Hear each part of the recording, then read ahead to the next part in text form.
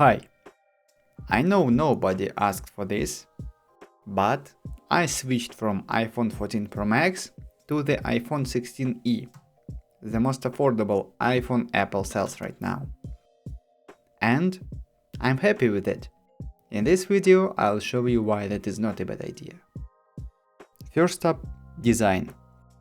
The 14 Pro Max was my biggest iPhone and one of the heaviest iPhones ever, at 240 grams. That's without a case and protective glass. With the case, mine was close to 300 grams. That's wild. The 16e is much lighter. It's a genuinely compact phone by today's standards. My pockets are happier, and if it slips onto my face while I'm doom scrolling in bed, my teeth survive. One-handed use is much easier, and the single camera bump is much smaller than on the Pro models, especially the 17th Pro. Second one, display. iPhone 16e doesn't have a promotion display or the dynamic island. It keeps the classic notch and 60Hz refresh rate. You can get used to 60Hz in a day, but I did miss the dynamic island. Especially for quick things, like timer and music control shortcuts, right of food delivery status, and mostly for world clock app support, which allows you to see the exact time in two different time zones of the world. It's super helpful while traveling across continents. Still, it's a nice to have feature, not a must have. 16e's screen is colorful and bright enough. On paper, the 14 Pro Max goes much brighter in HDR and outdoors. But in real heat, both can dim after a while, especially if you are shooting a video. So neither wins outdoors for long stretches. Performance and chips.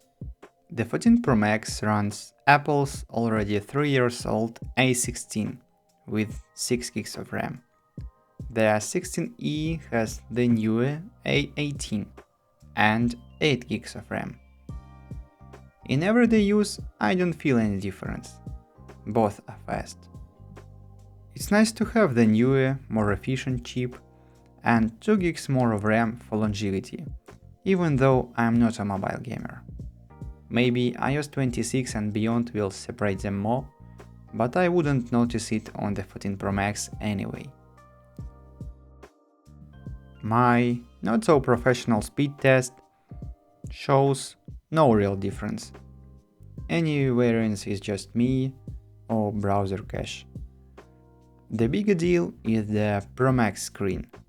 It simply shows more. But for long reads like articles, books, and PDFs, a tablet, e-reader or laptop is still the move.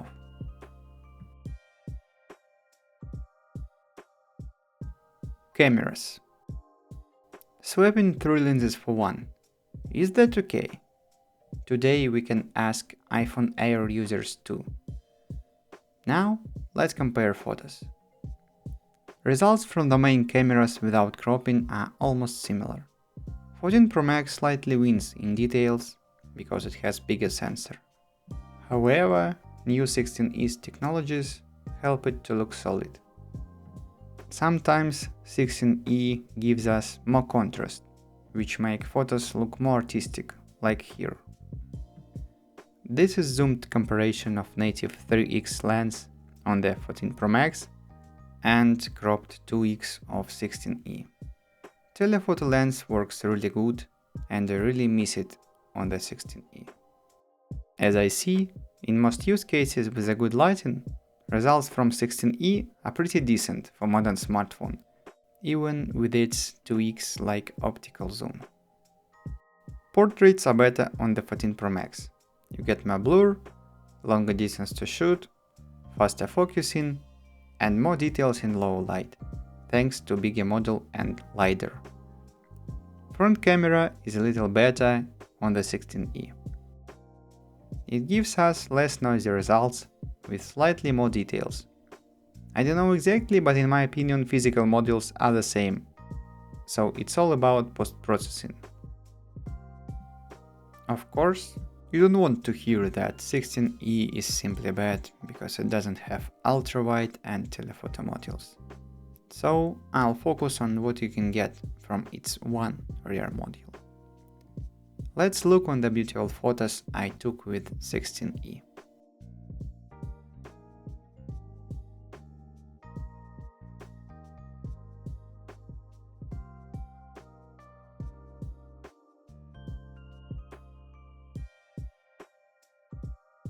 Video is thrown on both.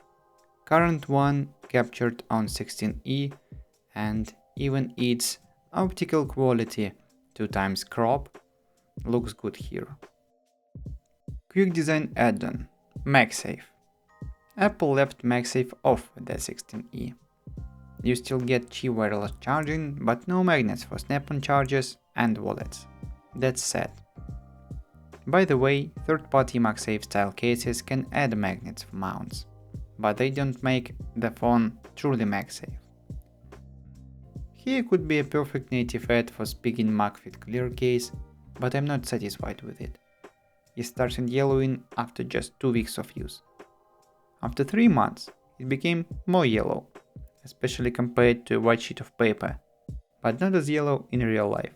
From my perspective, it's better to save money by buying a cheaper, non-brand case. So why did I switch? First, battery. Right now you will see the iPhone 60e battery test that I did. My 14 Pro Max was about 2 years old and down to 84% battery health.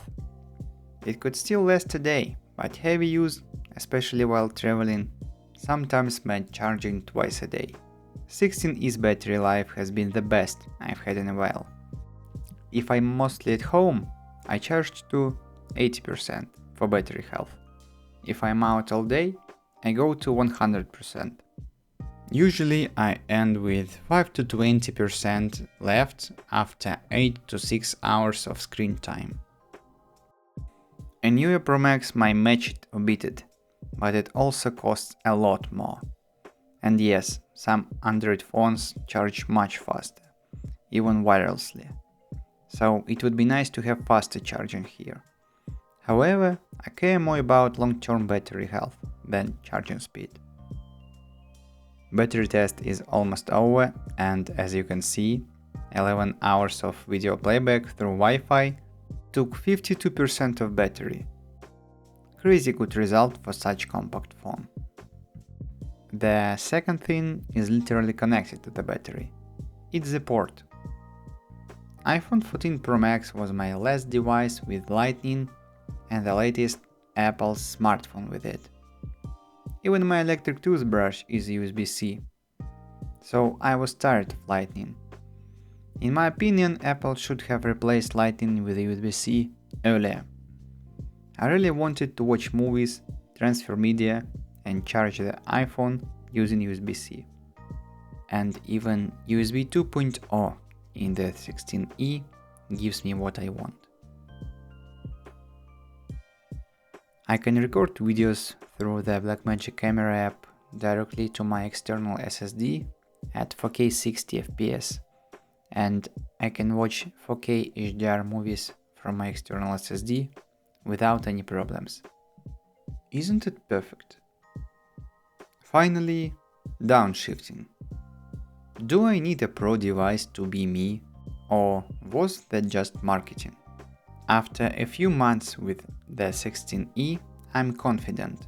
Money isn't happiness. Great memories, good photos and vibey videos don't depend on your phone, if it's modern enough. You don't need the absolute cutting edge to live your best life. Gadgets aren't your life, they are tools for it. Thanks for watching.